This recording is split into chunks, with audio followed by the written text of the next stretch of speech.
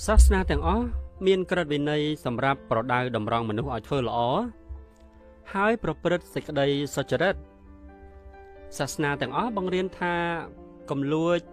កុំកុហកកុំលេងស្រី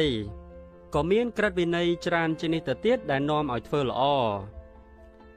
សាសនាជាច្រើនបង្រៀនទៀតថាបើយើងខុសក្រឹតវិន័យណាមួយ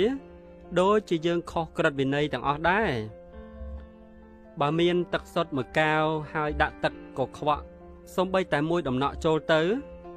នោះនាំឲ្យបង្ខូចទឹកមួយកែវតែម្ដងធ្វើតែបាបមួយ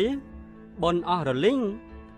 បានជាគ្មានអ្នកណាម្នាក់ដែលអាចកាន់ក្រឹតវិន័យរបស់សាសនាណាមួយបានទេមនុស្សគ្រប់គ្នាអាក្រក់ហើយបានធ្វើបាបគ្មានអ្នកណាសុចរិតសោះសូម្បីតែម្នាក់ក៏គ្មានផង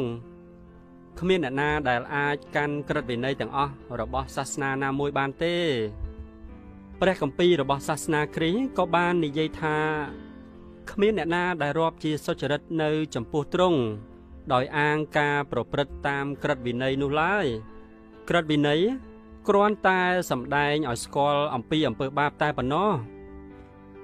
ដូច្នេះក្រឹតវិន័យរបស់សាសនាមិនអាចជួយឲ្យយើងត្រឡប់ជាសុចរិតបានទេវាគ្រាន់តែជួយសម្ដែង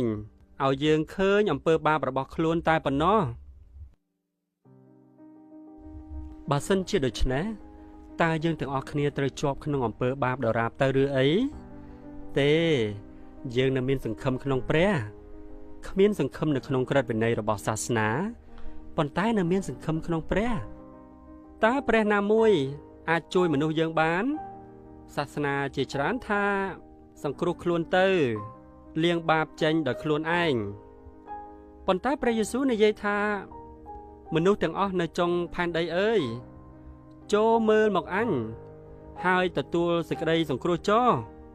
ត្បិតអញនេះជាព្រះឥតមានព្រះណាទៀតឡើយ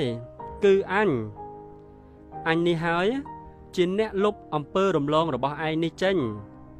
ដោយយល់ដល់ខ្លួនអញហើយអញមិននឹកចាំអំពីអំពើបាបរបស់ឯងទៀតឡើយពីមុនមានមនុស្សម្នាក់បានសួរសំណួរដូចនេះថាលោកម្ចាស់អើយតើឲ្យខ្ញុំធ្វើយ៉ាងដូចម្ដេចឲ្យបានសង្គ្រោះផងគេក៏ប្រាប់គាត់ថាចូលជឿដល់ព្រះអង្គម្ចាស់ព្រះយេស៊ូវគ្រីស្ទទៅនោះនឹងបានសង្គ្រោះហើយតើអ្នកត្រូវជឿអ្វីខ្លះអំពីព្រះយេស៊ូវគ្រីស្ទដើម្បីឲ្យបានសង្គ្រោះអ្នកត្រូវតែជឿថាព្រះគ្រីស្ទយេស៊ូវគឺជាព្រះដ៏ពិតតែមួយអង្គដែលអាចសង្គ្រោះអ្នកឲ្យរួចពីបាបបានហើយថាទ្រង់បានសង្កត់ជំនួសអំពើបាបរបស់អ្នកទាំងជឿថា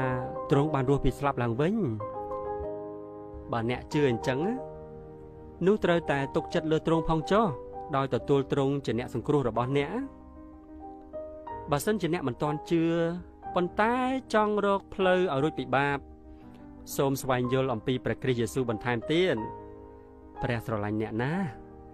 ហើយទ្រង់សពរារតីឲ្យសង្គ្រោះអ្នកពីបាបផង